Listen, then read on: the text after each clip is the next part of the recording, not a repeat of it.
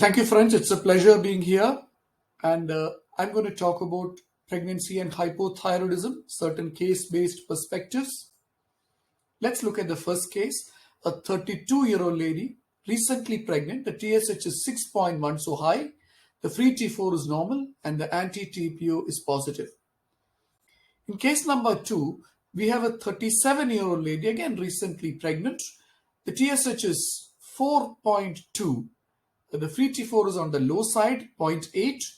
The TPO is positive, and there is a history of missed abortion. With that, let's look at the thyroid gland. The thyroid gland produces T3 and T4, and the pituitary produces TSH, which stimulates the thyroid gland to make T3 and T4. So when there is hypothyroidism, when the thyroid gland is not able to make T3 and T4, and when the T3, T4 levels dip, then the pituitary produces TSH, which make the gland work better and make more T3, T4. So these are some of the clinical questions I'll cover now. What happens to the thyroid in pregnancy? Why we should treat hypothyroidism? How is hypothyroidism treated?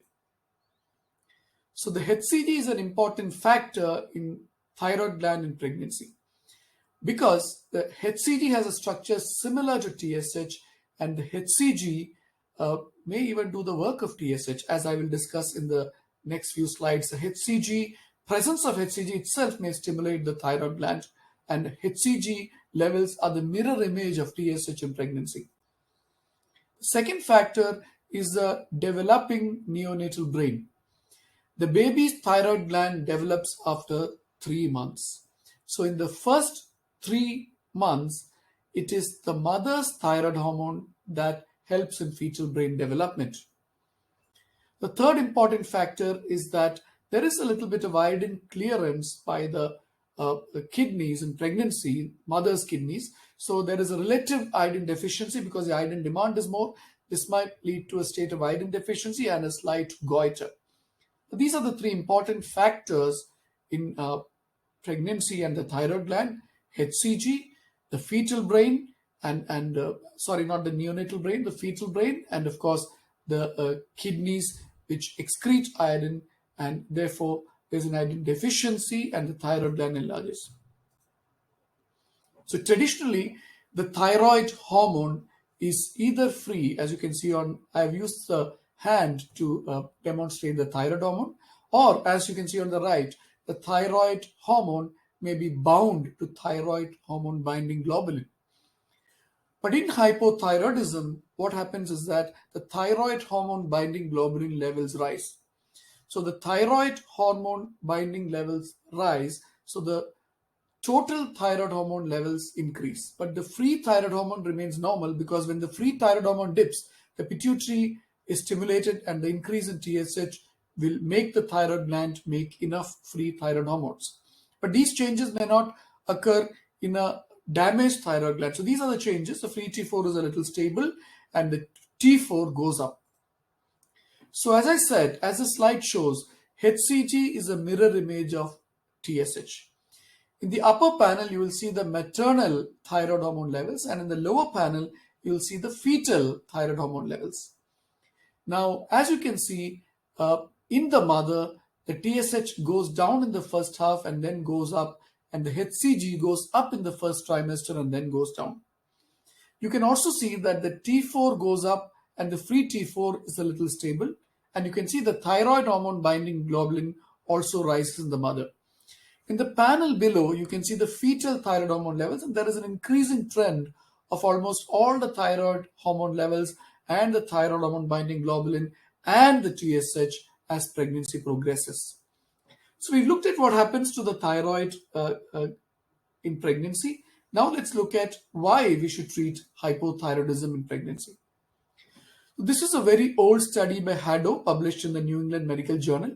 It looks at neuropsychological scores among women with hypothyroidism during pregnancy, according to whether the hypothyroidism was being treated or not. So this table shows the neuropsychological test scores, and in the panel on your left, you see children of treated women with hypothyroidism. The second panel, you see children of untreated women with hypothyroidism, and you see controlled children. The p-value on your left shows the uh, comparison of the children of the treated women with the children of the untreated women, and the p-value on your right shows the comparison of the untreated women with the controlled women. So what you will find is that if you look at the children of untreated women with hypothyroidism, the results were now grouped into three, as you can see, and the largest deficits in performance were found in the children of the untreated women. These numbers, as you can see, are reduced in the children of women with untreated hypothyroidism. Their scores for all the 15 tests were worse than that of controlled children and controlled children, and scores for 9 tests were significantly worse. So if you look at the middle panel, the children of untreated women with hypothyroidism versus the control group, you will see that the numbers are reduced, and in many of these situations, the p-value is statistically significant.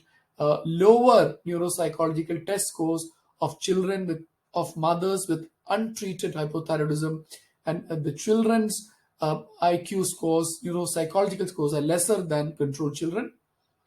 You can see that the test scores of children whose mothers were being treated, even if they are inadequately treated in pregnancy, are similar to those of control group in most categories, even though the thyrotropin or TSH concentration were at or above the 97.7 centile in 12 of the 14 women.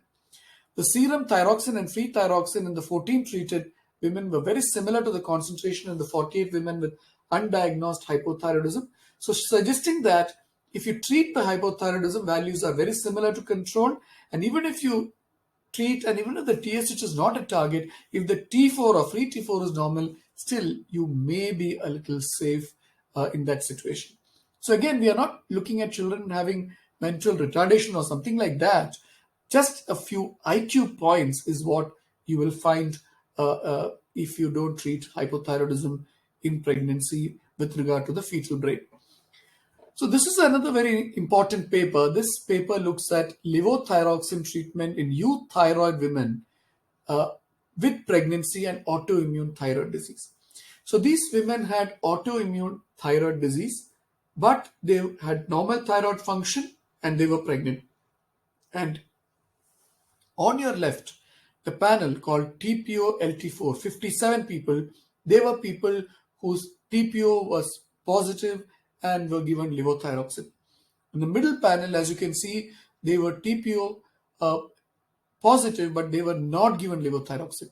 And in the right panel, the comparison group was TPO negative euthyroid people. What was found is that two factors, miscarriage and preterm delivery problems, were higher in TPO positive euthyroid women who did not receive thyroxine compared to TPO positive euthyroid pregnancy women who were given thyroxine. So this suggests that while the occurrence of hypertension, preeclampsia, and placental abruption was not really different, miscarriages were more, preterm deliveries were more when TPO positive women, even with normal thyroid functions, were not given thyroxine, suggesting that when the TSH is more than 2.5 and when this is associated with TPO positive, even if the TSH is below 4, if it is above 2.5, and when there is a high risk of precious pregnancy, we must treat the patient. This is an algorithm for management of hypothyroidism after screening in pregnancy. As you can see, the TSH and free T4, total T4 or TPO antibody is screened. If the TSH, free T4 and total T4 and TPO are normal, it's a healthy woman. If TSH is normal, T4 normal, but TPO is positive, it's simple thyroid autoimmunity. Unless TSH is more than 2.5 or unless there is a precious pregnancy, you don't have to treat. But in between the conditions where TSH is raised, you might like to treat the person. Now, sometimes you find that the TSH is normal, free T4 is low or total T4 is low. Generally, you don't need to treat with thyroxine, but in selected patients, you might still like to treat if there is a history of missed abortion or something like that. And of course, you should treat underlying iodine deficiency. So this is a guideline. Uh, I've simplified it. If TSH is less than 2.5, whether the antibody is positive or antibody is negative, you need not treat. If TSH is 2.5 to 4, if it is antibody positive, you might consider treatment. If it is antibody negative, also in high-risk patients, you might like to consider treatment. If TSH is more than 4, if somebody is pregnant or planning pregnancy, and if antibody positive or negative, both cases you have to treat. So women with hypothyroidism have decreased fertility even if they conceive, even if there is they conceive, the risk of abortion is increased, the risk of gestational hypertension is increased, anemia, abruptio placenta, and postpartum hemorrhage are all increased. The risk of these complications is higher in women with overt rather than subclinical hypothyroidism. In overt hypothyroidism, the TSH is high and T3, T4 is low, and these people are at higher risk compared to subclinical hypothyroidism, where the TSH may be high but T3, T4 may be normal. We've looked at what happens to the thyroid in pregnancy. We looked at why and when we should treat hypothyroidism. Now let's look at how hypothyroidism is treated in pregnancy. So the best tests to do are free T4 or total T4 and TSH. Now, if you are doing total T4, you have to multiply the normal range by 1.5 to get the pregnant range. For example, if your laboratory's non-pregnant range for T4 is 6 to 12, in pregnancy you multiply it by 1.5, the normal range becomes 9 to 18. But you don't have to apply this calculation if you are measuring free T4. So in my patients, I do free T4 and TSH during pregnancy. On your right, you have the TSH ranges in the 3 trimesters of pregnancy. Very simple to remember. The lower range, acceptable range of TSH in the first trimester is 0.1, in the second trimester is 0.2, in the third trimester is 0.3. The upper limit of TSH in the first trimester, which is desirable, is 2.5. Second trimester is 3 upper limit. Third trimester is also 3. So in the first 3 months, aim for a TSH of 0.1 to 2.5. The second 3 months, aim for a TSH of 0.2 to 3. The third 3 months, aim for a TSH of 0.3 to 3. So if the TSH is high and the T4 is low, treat all cases. If the TSH is high and the T4 is normal, and the TSH is more than 4, treat all cases. If the TSH is more than 2.5, if T4 is normal, and if there is high risk, it is the doctor's discretion. Probably treat if the TSH is more than 2.5 in high risk cases, but in low risk situation in healthy women without a past history, if the TSH is say 2.8 and there's no evidence of high risk, you don't have to treat. So these are the principles of treatment. The treatment is with levothyroxine. Levothyroxine is a synthetic form of thyroid hormone. The dose in subclinical hypothyroidism in pregnancy is about 50 micrograms per day. The dose in overt hypothyroidism in pregnancy is 1.6 microgram per day. For example, if the patient's weight is 60 kilos, the levothyroxine dose works out to be 96 micrograms or 100 micrograms. The frequency of testing in pregnancy is about once in 6 weeks, and then keep the TSH within the normal ranges. The goals of treatment are a healthy mother, healthy baby, and a normal pregnancy. So coming back to case number 1, a 32-year-old lady recently pregnant, TSH is 6.1, that means slightly high, free T4 is 1.1, TPO is positive. Certainly this is subclinical hypothyroidism. I would like to treat with 25 to 50 micrograms of levothyroxine. Now in this lady, 37-year-old, recently pregnant, the TSH is slightly high, 4.2. The free T4 is 0.8, anti-TPO is positive. There's a history of missed abortion. Certainly, I'd like to treat this patient also. I would like to treat again the 25 or 50 micrograms of thyroxine. My preference in the first case would be to start with 50, and in this case, I may start with 25. And definitely, I would like to follow up after 6 weeks to keep the TSH within the desired target. Once more, I'd like to thank the organizers for inviting me to speak at this meeting. Thank you so much, friends, for listening to me. It has been a pleasure interacting with you.